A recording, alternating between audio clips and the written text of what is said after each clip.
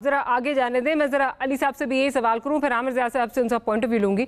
अली साहब, ये क्या बात है कि हमारे हुक्मरान जब इक़्तिदार में होते हैं तो वो इस तरह जो है उनको इक़्तिदार प्यारा होता है, इक़्तिदार से वो चिमटे रहना चाहते हैं कि उनको कुछ नहीं याद आता है कौन इंटरफेयर कर रहा है, कहाँ से चीज़ें हो रही हैं, वो कॉम्प्रोमाइज़ भी करते हैं। और जैसे ही वो बाहर निकलते हैं, और ये आपके लीडर के लिए भी जाता है और आपके लीडर की तरफ ही आ रही हूँ कि उनको तब ये याद आ जाता है कि जी मेरे साथ तो बहुत ज़्यादती हुई, मैं तो कुछ कर नहीं सकता था, मुझे कहा गया कि तुम जो है वो रिज़ाइन कर दो वगैरह वगैरह।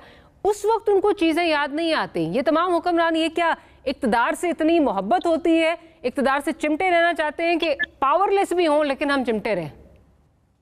बिस्मिल्लाहिर्रहमानिर्रहीम। डॉक्टर साहब, मैं आपके प्रोग्राम के वसातत से मैं भी पंजाब की एक खुशखबरी आप तक पहुंचाना चाहता हूँ और आपके नादरीन तक। जी जी। कि मुल्तान के हॉस्पिटल की छत पर मुर्दों की लाशें चीलें नोचती रही हैं, परिंदे नोचते रहे हैं जहाँ पर पीटीआई की गवर्नमेंट है।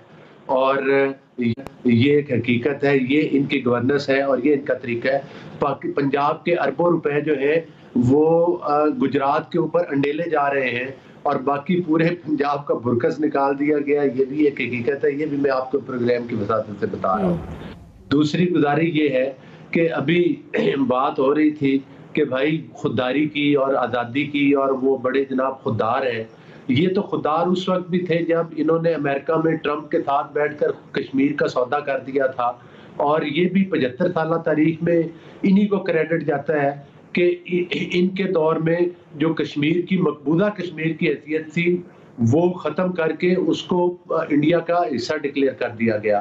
फिर ये वही खुददार हैं जब मलेशिया की कॉन्फ्रेंस का आपको याद होगा, जहां पर फिर खान साहब ने अपनी उन लोगों की फ़ोन कॉल सुननी भी बंद कर दी थी और वहां पर जाने का से इनकार किया था।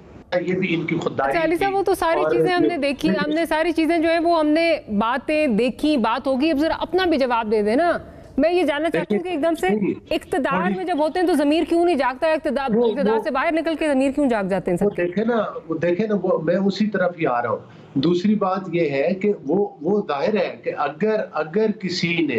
अगर किसी ने सिस्टम बंद किया, अगर किसी ने जो है वो नैब के जरिए पार्टियां तोड़ी, लोगों को दूसरी पार्टी से लगा के निकाल के पीटीआई के टिकट जबरदस्ती दिलवाए और वोट चोरी किए, और वो वोट चोरी करते हुए रंगे हाथों जो है वो डस्का में पकड़े गए, तो उस चीज का जिक्र तो हमने किया और बांगे दोहल किया। अगर किसी ने निजाम को सोखताज करने की कोशिश की तो उन लोगों का नाम हमने लिया और बांगे दोहल लिया।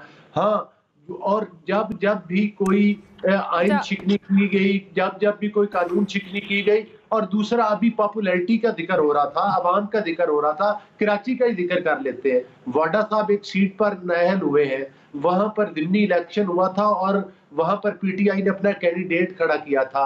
वो 6ठे नंबर पर आया था कैंडिडेट, 6ठे नंबर पर। चले, फिर इनके दौर में हमारे जो पॉलिटिशियंस हैं अपने जवाब से अपना जवाब भी देना। क्यों नवाज शरीफ साहब को इक़्तिदार से निकलने के बाद याद आया कि कैसे उनसे रिज़ाइन जो है वो करवाने की कोशिश की गई, कैसे उनको जो निज़ाम वो नहीं चला रहे थे, कैसे उन्होंने जो है वो सिस्टम को ललकारना शुरू किया, जबकि जब इक़्तिदार में थे तो कॉम्प्रोमाइज़ हो रहे थे, ठीक ठाक कॉम्प्रोमाइज़। कभी एक मतलब परवेज़ रशीद साहब की बलि चढ़ाई गई, मुशाहिदुल्लाह खान साहब मरहूम की जो है वो बलि चढ़ाई गई। उस वक्त तो किसी को कुछ चीज़ें नहीं याद आ रही थी। मेरा सवाल ये था।